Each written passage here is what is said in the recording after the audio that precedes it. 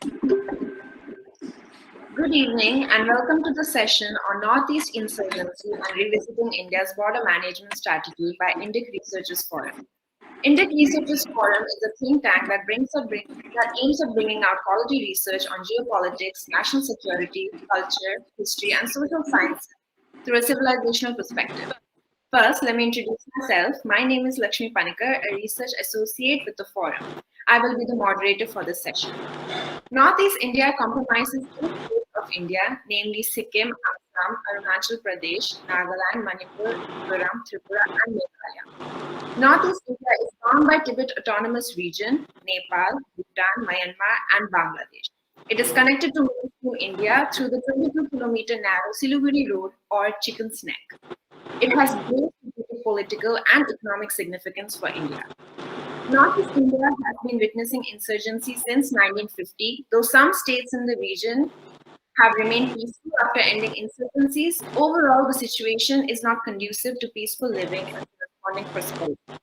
On this note, today we have the honor to have Lieutenant General Shokin Chauhan share his expertise on this pertinent issue. But before we begin with the session, I would like to briefly introduce today's speaker.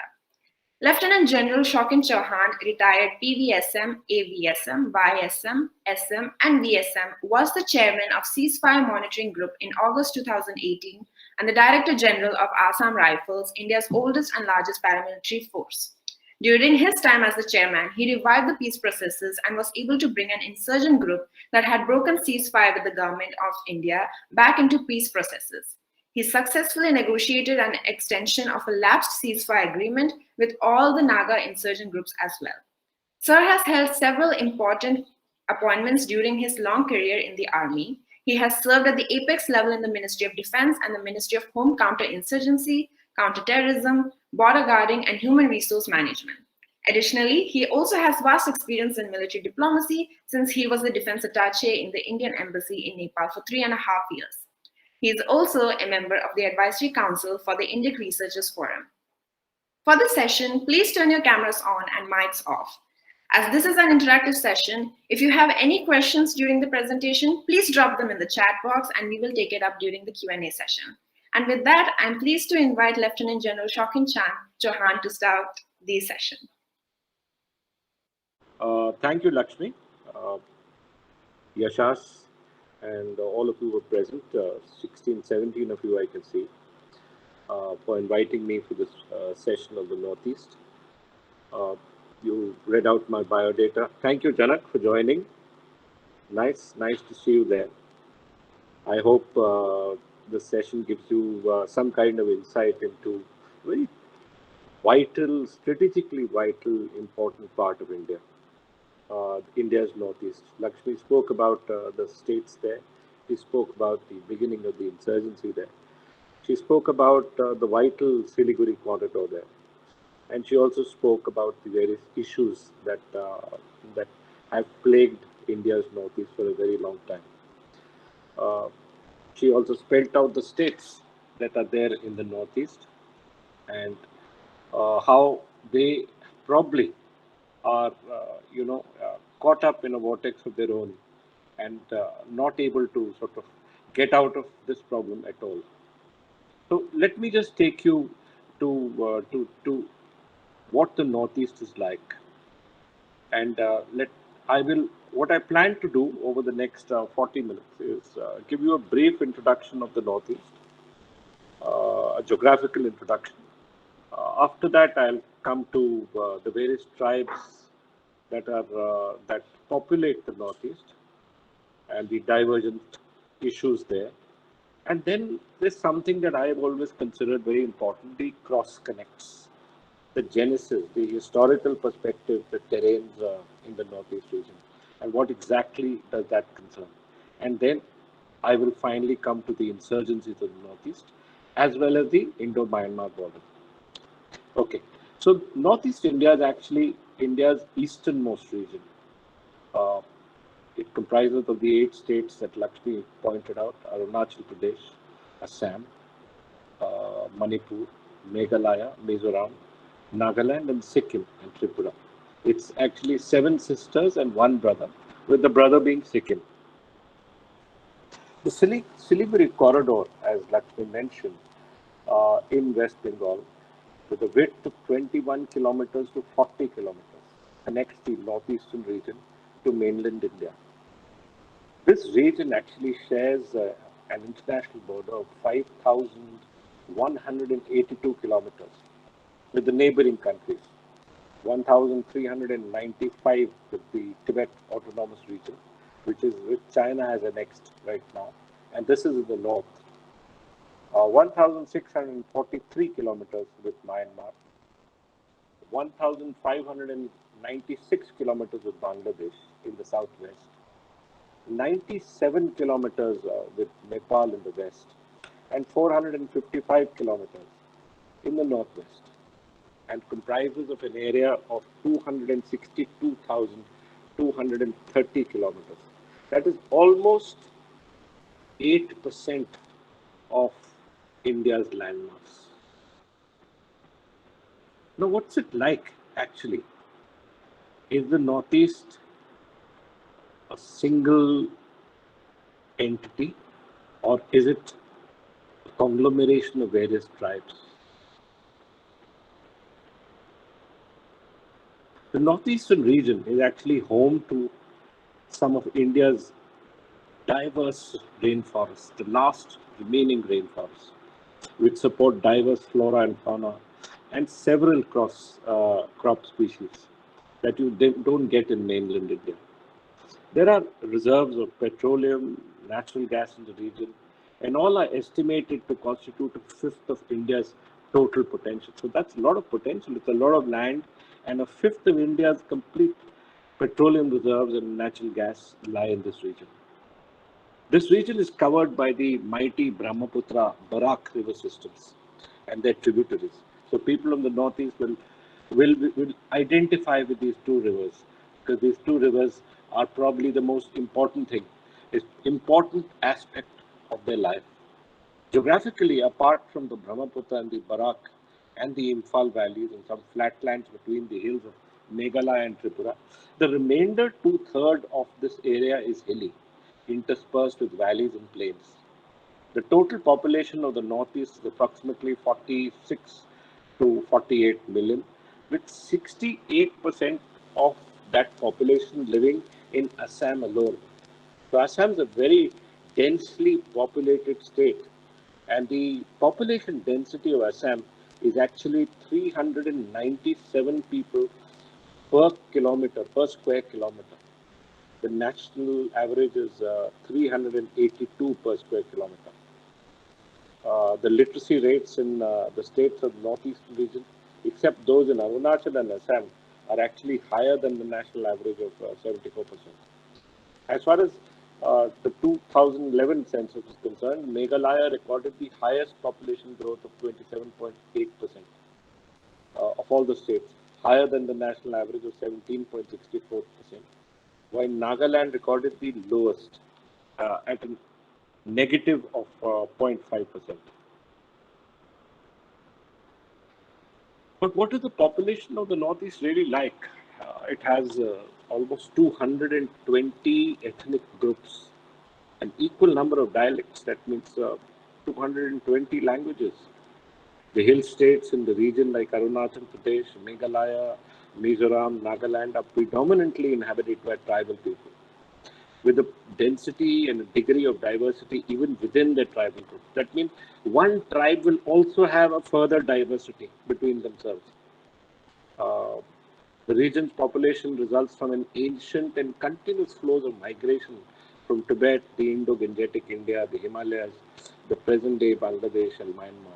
So if anyone says that uh, he is originally from the Northeast, he wouldn't be saying the right thing, because Northeast has been subject to a large number of migrations that have taken place from ancient times. Continuous flows of migration. Uh, I remember during my days in Nagaland, a few Nagas would tell me that Nagas are the lazy guys from who were kicked out of Tibet. So sometimes, when they talk about this, there is a lot of humor involved in where they actually come from. But what actually distinguishes these people, these states from the rest of the country? Firstly, as I said, its sensitive geopolitical location, the existence of diverse ethnic groups with different historical backgrounds. And what I really want to say is that the Northeast is not a single entity with a common political destiny. Rather, it comprises 8 states, and they vote differently. The region covers, like I said, 2.55 square kilometers, 8% of India's total area. It is the gateway to Southeast Asia, and it is, I've spelled out, it is bordered by Bangladesh, Bhutan, Myanmar, Nepal, and China. The tribal communities living on the fringe of 3 great political communities, India, China, and Burma. Historically, some of them played the roles of buffer communities, and the others the role of bridge community between the 3 great large political communities. The northeastern region is a region of immense geopolitical importance to the subcontinent due to its terrain, location, and peculiar demography. Now, as I said, it's home to more than 220 tribes speaking a wide range of languages. Some of these groups have migrated over the centuries from places as far as Southeast Asia. They retain different cultural traditions and values. Northeast jungles are dense, its rivers are powerful, and the rain and thunderstorms sweep across the valley, the hills, and the plains during the annual monsoons. The lushness of the landscape, the range of communities, and the geographical and ecological diversity makes Northeast quite different from the rest of, quite different, quite beautiful, and quite amazing, really, from the rest of the subcontinent. The region, which has borders with Tibet, Myanmar, Bhutan, and Bangladesh, is a which these countries have had a major influence on its social economic fabric. The earliest known settlers of the Northeast were the Austro-Asiatic speakers, followed by the Tibeto-Burmese. The Indo-Aryans were the last to arrive, and thus associated Northeast with the balance of the Indian landmass. For most of the first millennium, this region was broadly known as Kamrup. In the medieval history, the Shans established the Ahom kingdom in the part of Brahmaputra Valley in the first half of the 13th century. And there were other princely dynasties of the region constituted the areas of Manipur and Tripura. In fact, Manipur and Tripura were 2 princely uh, kingdoms which during independence, uh, gave themselves totally to the country. Each region was inhabited by tribes and sub-tribes, a distinct culture and dialect. Now, let's talk about the British influence. The British began establishing themselves from 1818 onwards. The first Anglo-Burmese War was 1824, where the Burmese were defeated and had to sign the Treaty of Yandabu. Consequently, the Burmese withdrew to Myanmar, to, roughly the borders of Myanmar now, and the Ahom kingdom, the Ahom king who had actually invited the British East India Company to intercede on their behalf, he ceded a part of its territory to the British East Indian Company.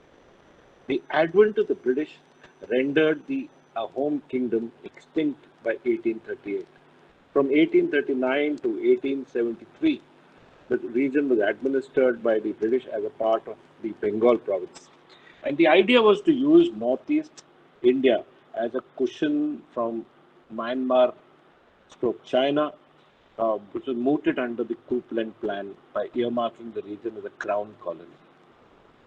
The British, obviously, because it was very far and very remote, could not exercise direct colonial control over several parts of the region. Subsequently, a large number of Christian mercenaries were sent into this area to penetrate deep into the remote areas. Part of the northeastern region were classified as excluded areas or partially excluded areas and brought under the ambit of the inner line regulation, which actually still exists, therefore serving the ulterior British interest of preventing access to the northeast uh, by the outsiders or by the mainland Indians. Isolation and separation denied the northeast of India the national mainstream to the tribals and inhibited their exposure to modernity. The people in the region considered the hill tribes, the uncivilized nomadic, while the hill tribes considered them as outsiders and looked upon them with distrust, thus laying the foundation for hostility in this area. Let me talk a little about Assam, because it is connected with the insurgency that Assam has had to face so many years. In Assam in 1947, a large parts of the Bengal province were merged into Assam, which started the slow immigration into Assam, initially of the Bengali Hindus. However, there was a major influx of Bengali Hindus after the massacre in East Pakistan, that is 1971. Assam and Tripura bore the brunt of this influx. By this time, by the 70s, by the late 70s, a large number of Bangladeshi Muslims or Pakistani Muslims, started immigrating inside as well. Consequently, the agitations commenced in 1979 over illegal migration. Massive strain of additional population could not be borne by Assam, and things began to crack. And the anti-foreigner agitation of 1980, the Assamese-Bodo tensions further aggravated the situation. Anger and rage amongst the Assamese population crept in as their land was claimed by others. This area is marred with insurgencies due to this clash of interests and territorial claims. Potential of communal tension is very high, and a riot or a problem can emerge within minutes. This is mainly due to the rapid increase in the population of immigrants and the overlapping areas of interest. And this system or the situation in Assam has to be monitored very closely by the security forces, continuously to see which area or which part of Assam might have a problem, and we have to react immediately to any kind of problem. Now, the Arunachali tribes are of Tibeto-Burman origin. Uh, Therefore, that points to a northern connection in Tibet. Recorded history is only available in the Ahom and the Sutia chronicles. There is no recorded history of the Arunachali tribes. The region came under the loose control of Bhutan and Tibet for a while, especially the northern areas. And therefore, I wonder if you all remember, there was a Buddhist connect to Lhasa. And the sixth Dalai Lama is actually believed to have come from Tawang. The Ahoms held this area till the annexation of India by the British in 1858. So, Arunachal Pradesh was actually a part of the Ahom kingdom. It should set to rest any Chinese claims on Arunachal Pradesh, which it actually caused southern Tibet. In 1938, the Survey of India produced a detailed map showing Tawang as a part of the Northeastern Frontier Agency. Finally, NIFA was created in 1954, and it was renamed Arunachal Pradesh on 20th January 1972 and became a union territory with statehood coming on 20th of February 1987. Now let me cover a bit of Nagaland. Nagaland borders the state of Assam, Arunachal Pradesh, Manipur and Burma, and it is actually inhabited by 16 major tribes, but also by a large number of sub-tribes, which may loosely say that they belong to a major tribe, but also within Nagaland consider themselves different. The Naga tribes have always had a socio-economic and political link with the tribes in Assam and Myanmar, mainly because there, when Nagaland was divided, or when the borders of India and Myanmar were divided post our freedom, a large number, or almost half the population of the Nagas, actually came onto the other side of the Indo-Myanmar border and actually are now citizens of Myanmar. Following an invasion in 1816, this area, along with Assam, came under the rule of Myanmar. The British India Company took control of Assam in 1826. By 1892, all of Nagaland, except The Tuensang area was governed by the British. It was then politically amalgamated into Assam, which in turn was for a long period a province of Bengal. It is largely due to these Christian missionaries or missionaries that transformed the education in Nagaland, has also brought Christianity into Nagaland. Many districts in Assam, and in 1957, the Naga Hills became a district of Assam. Statehood was granted in 1963, and the first state level democratic elections were held in 1964. As I told you, when the British interceded, it was the king of Manipur, Gambhir Singh, who asked the British for help. And sure enough, when the British defeated the Burmese Empire, Manipur became a British protectorate. So, in 1826, peace was concluded with Burma. Manipur became a princely state under the British rule in 1891, and in 1949, Maharaja Buddha Chandra was summoned to Shillong, the capital of the Indian state of Meghalaya, where he signed a treaty of accession, merging his kingdom to India.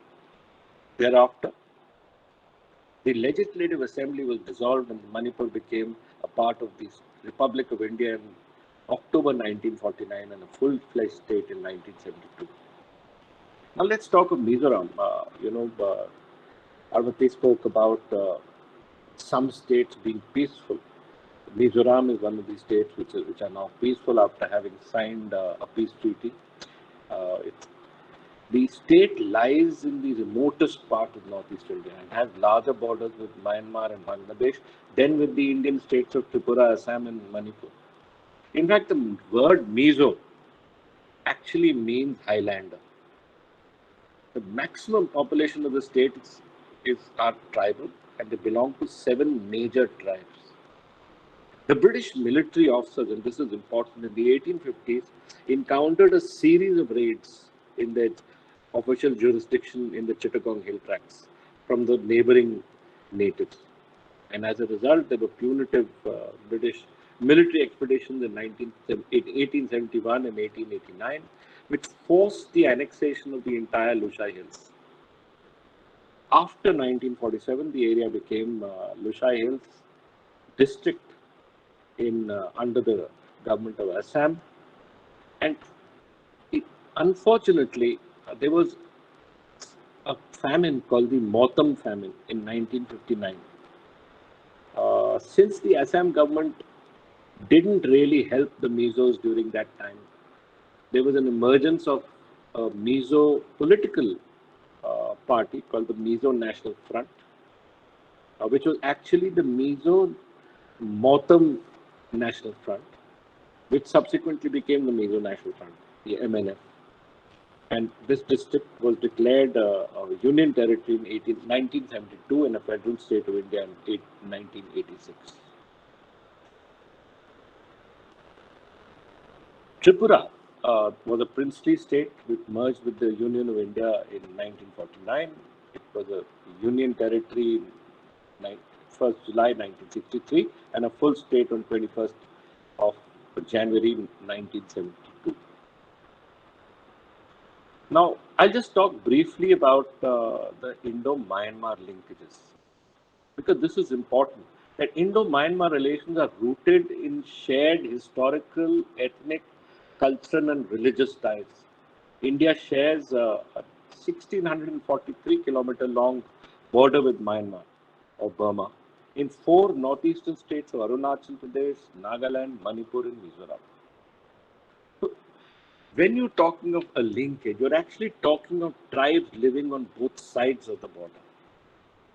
The people collectively known as the Chins by the Burmese live along the northeastern border and Myanmar. Similarly, there are a good number of Naga tribes which inhabit the western Myanmar adjacent to the Nagaland state, to the state of Nagaland. And all these people still maintain their languages, their traditions, their arts, their craft, their lifestyle, as well as their religious practices. In fact, you spoke about the fact that I was able to get the NSCN Kaplan group, part of the NSCN Kaplan group, back to India and sign a peace treaty. And the person I was negotiating with was a general called Kaplang. Kaplang had died. He was Khango. So when Khango came over and I was having a conversation, I said, "See, Khango, we've got to have peace. But where do you think is the line at which we can start discussing peace?" He said, "Sir, I will not rest till all my people are unified." And he belongs to the Konyak tribe, who live on both sides of the border. So when you talk of these insurgent groups and you actually talk to them about what their actual problem is, they all talk of what they call reunification with their Naga brothers, as one of the main reasons why they continue to fight both Myanmar and India, because there is a border, that international border that goes through their lands inside, divides their villages, and uh, does not allow them to interact the way they used to interact. Being a neighbor, Myanmar played a significant role in the spread of Indian culture. As a land of Lord Buddha, India is a country of pilgrimage for the people of Myanmar. 89% in Myanmar follow Buddhism. And for them, Gaya is a sacred place and one of the places why that they want to visit all the time. The political or the geopolitical relevance of the northeastern region is the peripheral region location, the geographical isolation, and the landlocked nature of the northeast has great significance, especially when we are fighting insurgency, and especially the fact that it is underdeveloped. It is, however, as I told you before, a gateway to the southeastern countries, Asian countries, Southeast Asian countries, and holds immense promise towards India's aspirations to establish itself amongst the ASEAN countries. Now, how did the insurgency actually start? The genesis of the insurgency in Northeast India has been in turmoil since independence. The oldest insurgency, oldest continued insurgency dates back to 1947, when the Nagas raised the issue of their sovereignty. Since then, insurgent movements have sprung up in most parts of the constituent states of this region. And due to common or specific abetting factors, violence has often mushroomed. The reason of this insurgency, there is no single reason. There are differing reasons, and they differ from state to state, from tribe to tribe, from region to region. But some of the factors, like a common ethnic stock, like I explained to you, the reunification of the tribes. In fact, when I met the chief minister, then the chief minister of Mizoram, Mr. Lalthan Avla, he explained to me how important it was for him and the state of Mizoram to help out his Chin brothers living on the other side of the line in Myanmar. And that's why when the Myanmar army took over Myanmar, uh, Mizoram continued to allow Chin tribal people to settle down or to come into safety inside Mizoram, because they are Chins, they belong to the same tribe and have been for centuries together. Certain other factors specific to states, regions, and tribes also acted as abetting factors for the insurgency. In Assam, the root of the insurgency began with the agitations of the All Assam Students' Union against the illegal influx of immigrants.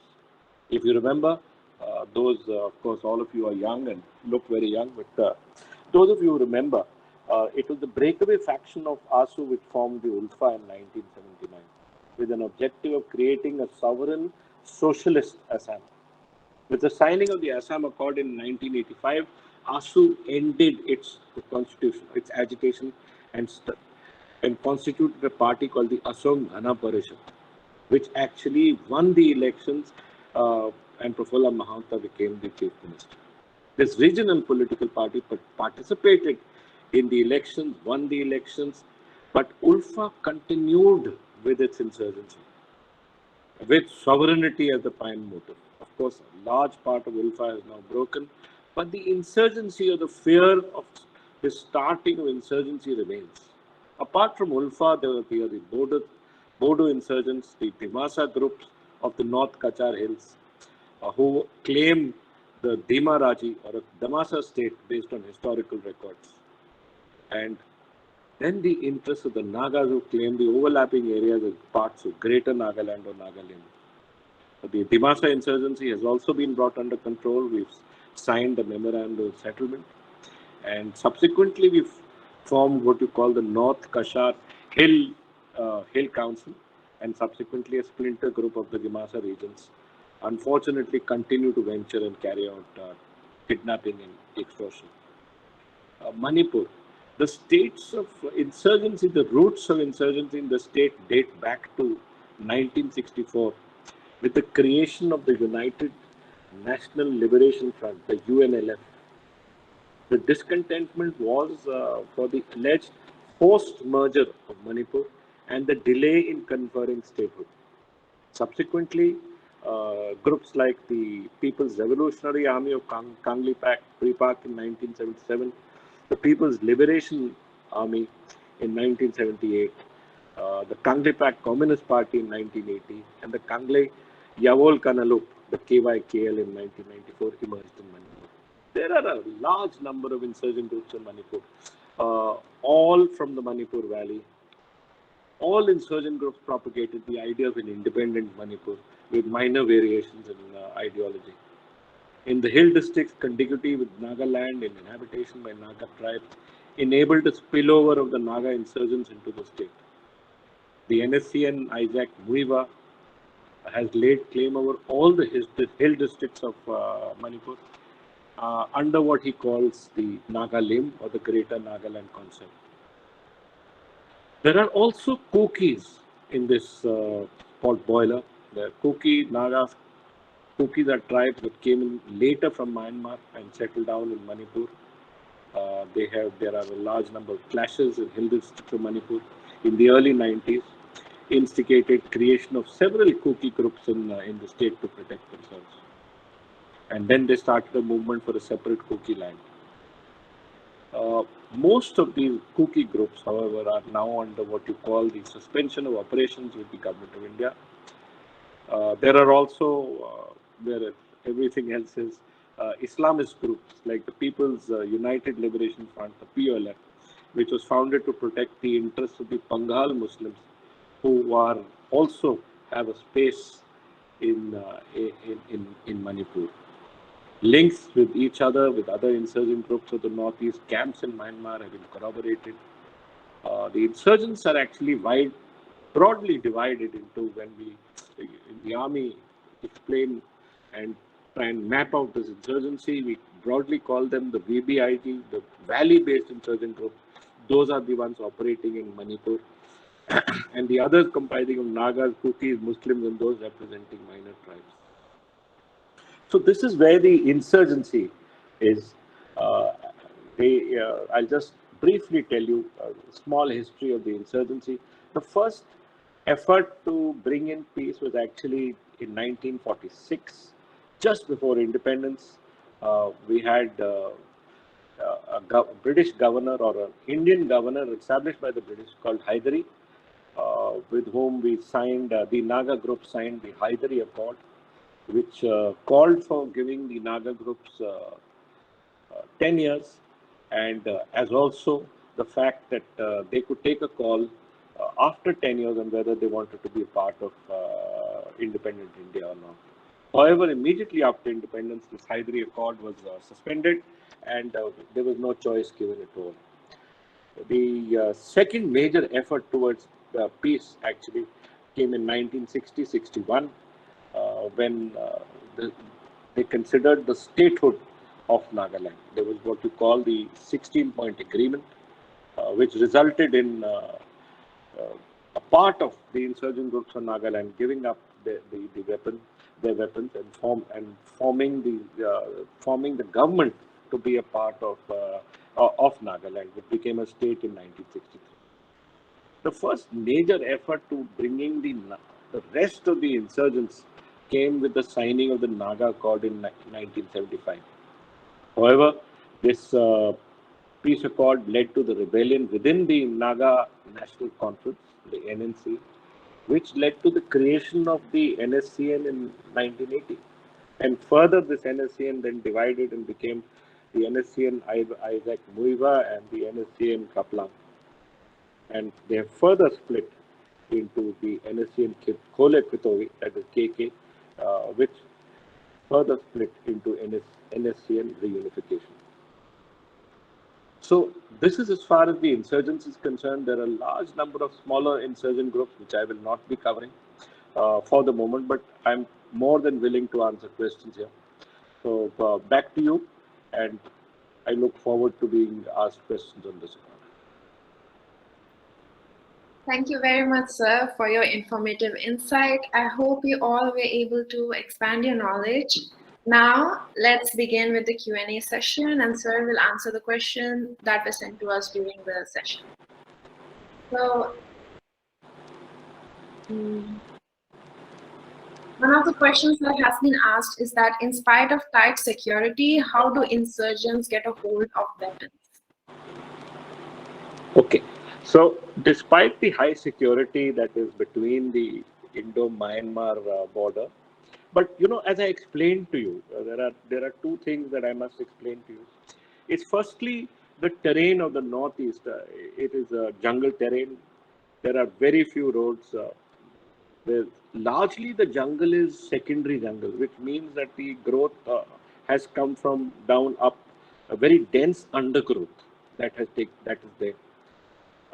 And since there are very few roads, very few tracks for soldiers to move, basically the soldiers are divided in company groups along the 1700 odd kilometers of the border.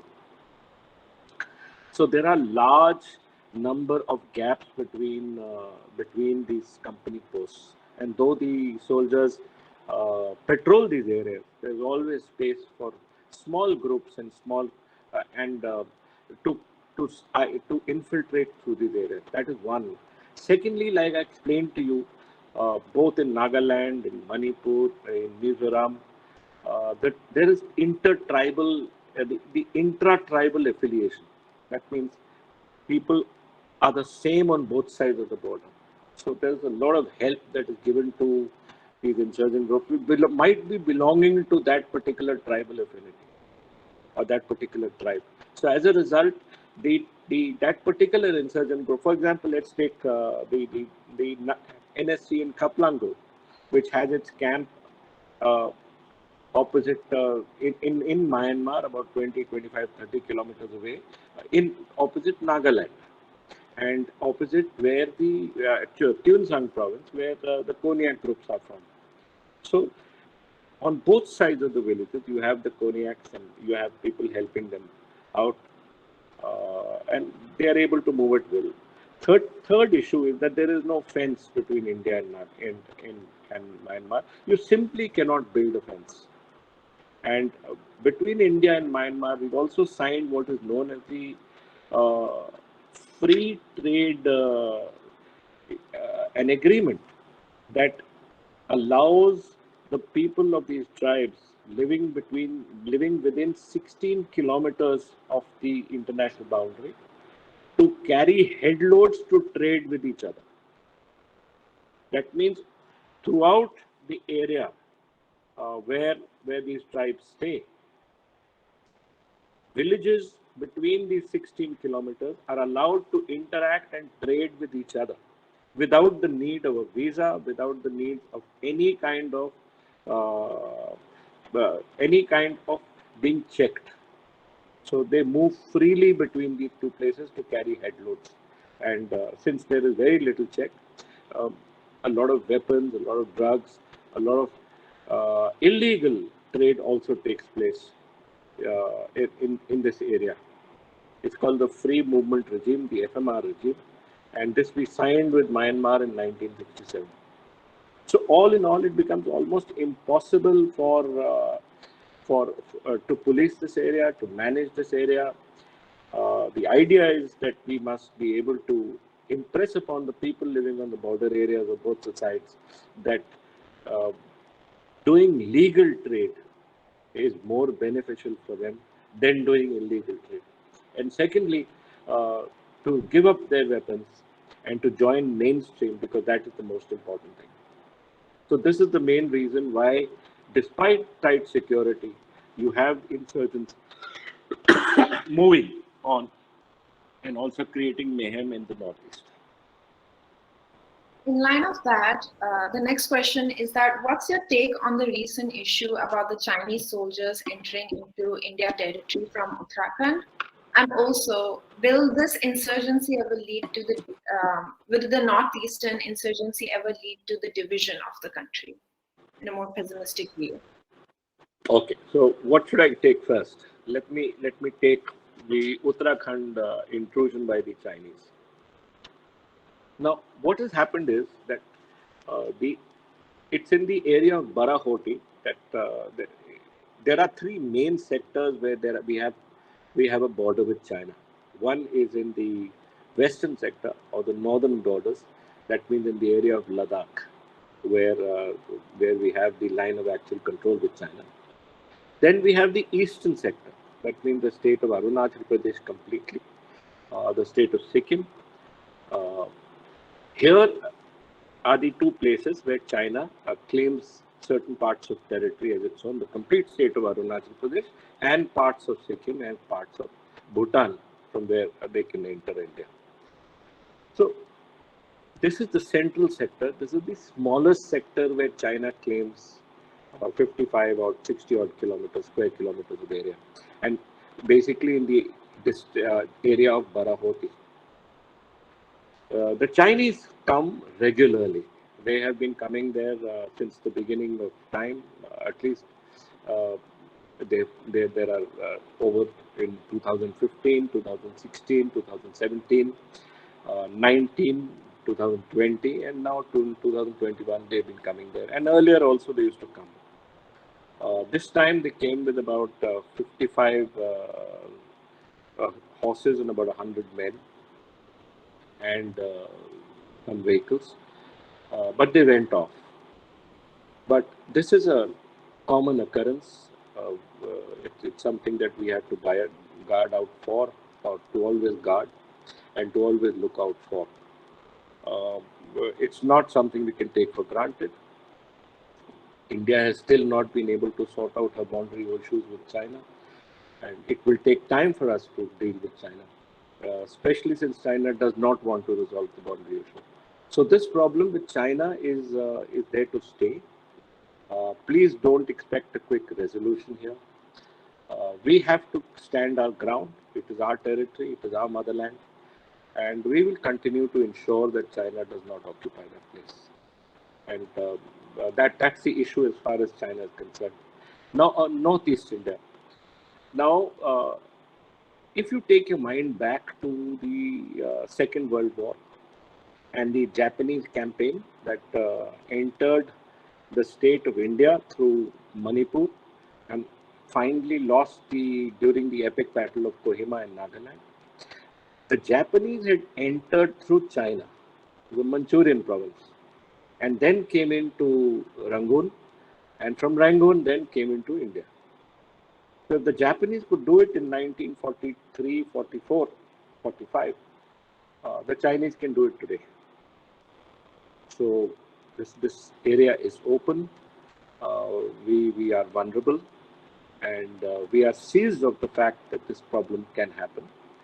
And therefore, we continuously have to take care of this border, and we ensure that this part of our territory is all the time guarded and protected.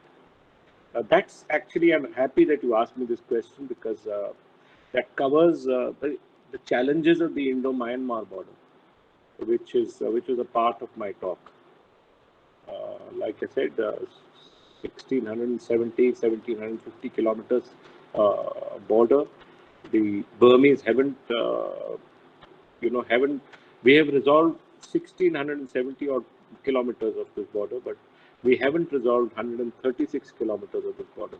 The reason is that there is a problem with India hasn't resolved her border with China, and this part is actually a part of the tri-junction between India, China, and Myanmar. So the Burmese have said that, look, resolve this problem with China, and then we'll resolve the issue with you. but we remain vulnerable from Burma. We have to protect ourselves from the northeast also. As far as the insurgent groups are concerned, the insurgent groups during the 60s, 65, 66, 67, early 70s, the Naga insurgent groups had gone to China and were given a lot of help from the Chinese. Help in terms of training, help in terms of arms and weapons, help in terms of money. Of recent days, over the last 20 years, we have no evidence of the Naga groups taking any kind of help from China. Weapons are available in the grey market. In the Yunnan province, the Chinese have very conveniently located weapons industry in a place called Ruli, that is between the border of Burma and China, where weapons are openly available, weapons of Chinese origin are openly available. So the insurgent groups most likely buy this, but there is no evidence at all that the Chinese are giving these weapons to them free. And there is no evidence that our Naga insurgent groups have taken any kind of help in the recent past from China. So that remains the situation as far as the insurgent groups are concerned and the insurgency. In the past, the Chinese helped. At present, there is no evidence as yet. So the next question is that how true are the reports that say that the insurgency in Northeast has been a decline in the past 5 years? And also additionally, how was it achieved with the lack of police stations along the Indo-Myanmar border, with the lack of police powers to the Assam rifles? Okay, thank you, Lakshmi. Let me just explain this to you. I've talked of the various peace accords that we've had. The Hyderabad Accord of 1946, then a large number of peace attempts that led to the creation of the state of Nagaland, the 16-point agreement that we had in 1961, and subsequently we had the Shillong Accord in 1976. And finally, in 1997, we were able to get the NSCN-IM, which is actually the largest insurgent group operating in the Northeast, to accept a ceasefire. That is September 1997 was the time we got them to agree to a ceasefire with us. And subsequently, by 2000, we had got the NSCN Kaplan group also to agree to a ceasefire with us. So ceasefire essentially meant cessation of hostilities. It essentially stopped the insurgency taking place in the state of Nagaland. And as a result of the ceasefire, each one of these insurgent groups were allowed to have their camps. Like there are 8 camps that the NSCN-IM has in Nagaland. There are 4 camps that the NSCN Kaplan group has in Nagaland. There are 2 camps that the NSCN Kitovi, KN, has in Nagaland. And similarly, there are 2 camps that the NSCN Reformation has in Nagaland. These camps allow the insurgent groups to keep their cadre there, to keep their weapons there. Those camps are not, we don't go inside those camps. And I was the chairman of the ceasefire monitoring group in Nagaland, which I essentially oversaw the post-retirement for two plus years. And that essentially oversaw the peace or the ceasefire between the insurgent groups and the government of India. So all in all, the cessation or the lowering of the insurgency started with us signing the ceasefire agreement. More or less, these groups have stuck to the ceasefire agreement. It specifically is for the state of Nagaland, but also in a large extent holds in the other states also. Like I explained earlier during my talk, we've also signed a suspension of operations with the Kuki groups. They also have been given camps in Manipur, where they are monitored and they can stay there while the government of India and the groups work out a deal to ensure that we get lasting peace in this area. So this is what has actually brought peace there, not just over the last 5 years, but from 1997 onwards. The Assam Rifles remains a very strong presence there. We have almost 16 battalions carrying out counterinsurgency. Unfortunately, the police and the civil administration have not been able to move into the border areas. Reason is they have no survivability to fight against the insurgency, the insurgents and their modern weapons. But the Assam Rifles are there to help, and it makes sure that peace is maintained. But it's a complicated situation, and I don't know how much you guys are understanding, but it's complicated for people to understand it in the first go. There's nothing straight about any agreement there. Everything is based on goodwill, on the fact that you deal with them on a daily basis. And I'm convinced that these groups want peace, and that we will be able to get an agreement with them very soon.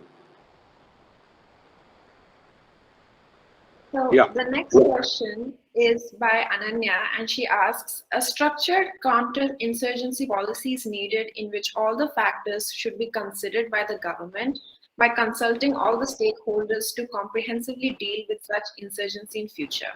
Do you agree with this statement? See, Lakshmi, I explained this to you when I started, that no two insurgencies are the same.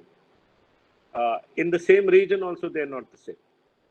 Since this insurgency is regional based and you are dealing with different insurgent groups and different tribes, you can't have the same issues with each other. With the Bodos, we have an agreement by giving them a Bodo Hill Council. With the Mizos, we brought an agreement with the state, with the MNF becoming a political party and taking over the state. In fact, the present Chief Minister is from the MNF of Mizoram. Similarly, at each point, with each insurgent group, we intend talking to each insurgent group and solving that regional problem. And that's why you can't have a uniform policy. But there is a policy. There is a policy that, look, we are willing to have peace with you. We are willing to discuss peace. We are willing to have a ceasefire with you. We don't want to kill our own people.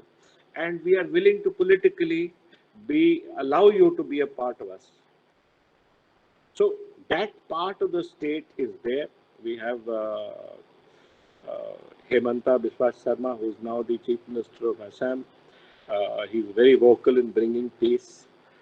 Similarly, Mr. Rio of Nagaland, Mr. Lal Thanawala of Mizoram, and Biren Singh of Manipur, they are all old hands at dealing with these insurgents. So I'm certain that this is the right time for peace to come, and we need to work out a deal. But each deal has to be different. Each supervision of each deal has to be different, and you have to understand and be sensitive to their problems.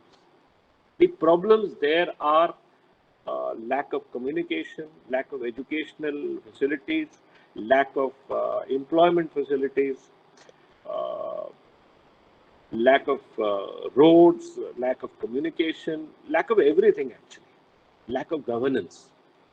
And therefore, many of them have taken up arms, some of them as a profession.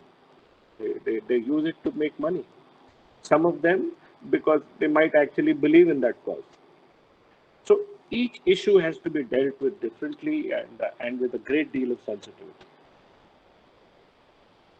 Yashish sir asks, it is said that Tibet is China's ticket to hegemony because of the water abundance. It can pose a major threat to India's water security as China is already building many hydropower projects. Do you think that our government over the years have ignored this serious challenge? And how can this possibly impact the Northeast insurgency? See, there is no doubt. Let's talk of the rivers. Firstly, Tibet has 66% of the fresh water of Asia. 66% is a lot of water. And China controls Tibet. As far as the waters from Tibet are concerned, India is a lower riparian country. In Ladakh, we have the Indus River, which comes in. And in the northeast, we have the Brahmaputra, which is the Yarlung in Tibet. China has built dams or hydro projects along both these rivers. The flow has reduced. And we have to deal with China. We have to convince them that there are international laws, international treaties regarding being a lower riparian country. And China has to follow them. For many years, China has just been a law to itself and has not bothered about international treaty, but we have to get them to agree. Till then, we have to deal with the resurgent in China. We have to deal with China using water as a weapon. And we have to ensure that we have enough fresh water within our country so that we don't get blackmailed by China on this accord. But Yashash, I agree totally that this is an issue. We have to deal with it. For example, Pakistan is a lower riparian as far as India is concerned, and we have the Indus Valley Treaty with Pakistan. India has not stopped the flow of the Indus River. I was the GOC in Kargil. The Indus River actually flows in from that area. We have not stopped the flow. We have not stopped the flow of the Shingo River. We have not stopped the flow of the Indus. We have not stopped the flow of any of the rivers there because we believe in an international agreement. So this is the issue, that when one country stops believing in international agreements, then this kind of problem happens. Otherwise, I see no reason why China should behave in the way it's behaving. Janak Nathan sir asks, along with a personal anecdote, Sir Major Vetri was involved in both the Naga and Mizoram army operation. He always told me that we can enter and take, but we cannot keep. Do you think we have done enough to assimilate Northeasterns?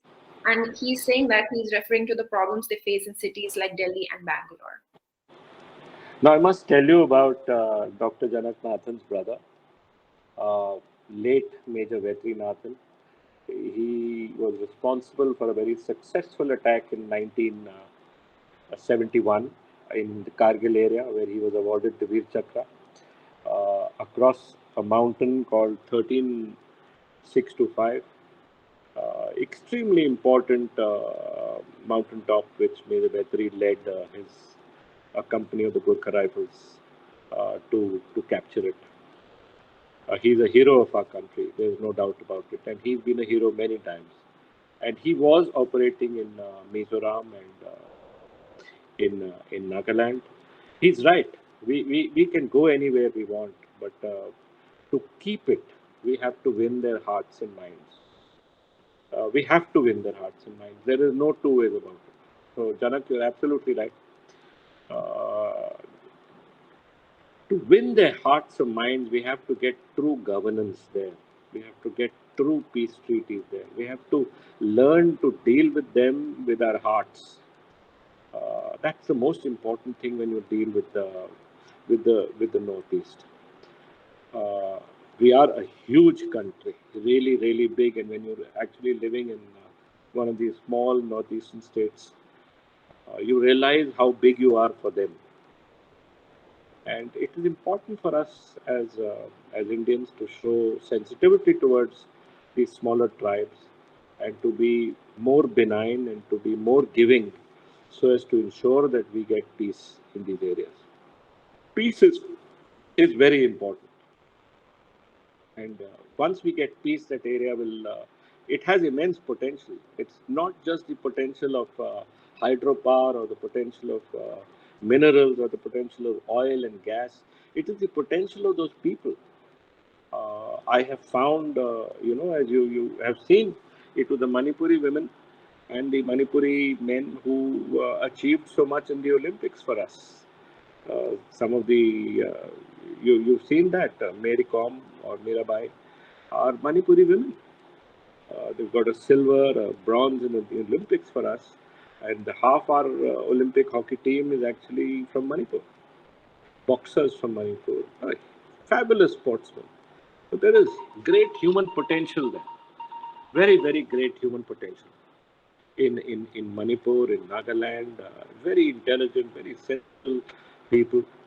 wonderful singers, great talent. So we need them to be a part of India and to contribute towards India. So that's why I say that we must have great sensitivity towards that region. It is essential to us. Janak Nathan sir also asks, do you think complete assimilation is the only long-term solution and will stop locals from helping the insurgents?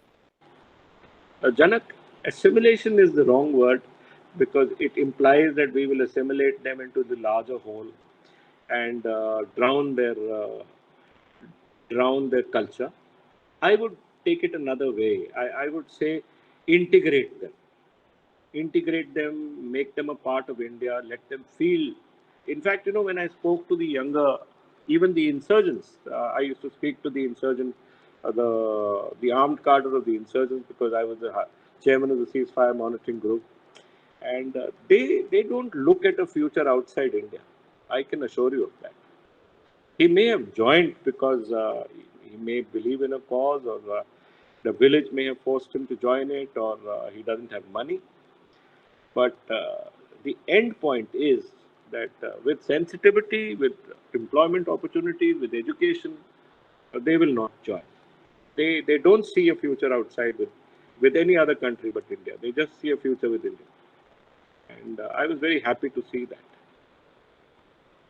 We need to integrate them, Janak. Assimilate, I won't say, is the wrong word because we are too large. Mainland India is really large, 1.3 billion people. Nagaland is only 23 lakh people. Oh, that's a huge difference. We have another question that asks about your opinions on Ajit Doval. Oh, I'm sorry. That's not an opinion for a soldier to give. He's our NSA, and I'm certainly doing a great job. So with that, that's the end of the Q&A session. Thank you, sir, for answering our questions and for the great session. It was a pleasure to have you with us. This was a very informative session, and I believe the future generation really has to grasp the severity and understand the intricacy of traditional threats to national security. Thank you all for attending. We hope you learned and enjoyed this session as well. We encourage you to connect with us on social media and follow us to keep track of even more informative sessions to come in the future. You can find a recording of this session on our YouTube channel as well. So a warm thanks to all. Jai Hind. Thank you and Jai Hind. Thank you very much.